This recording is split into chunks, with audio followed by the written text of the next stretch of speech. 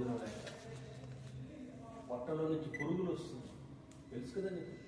ఒక అరటిపండు కానీ ఒక ఆరెంజ్ కానీ విడిచిపెట్టి అలా వదిలేస్తే ఒక 1 వీక్ నుంచి సేమ్ అవే పురుగులు పొట్టలోంచి వచ్చినా కూడా ఆయన అలాగే కూర్చొని అదే విధంగా దీక్ష చేశాడు. అలాగే చనిపోయాడు.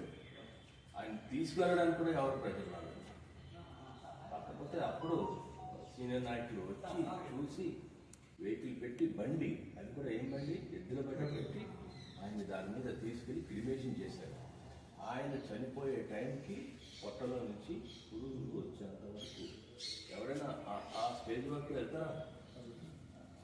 గ్రేట్. నేను అందుకే అంత కష్టపడితే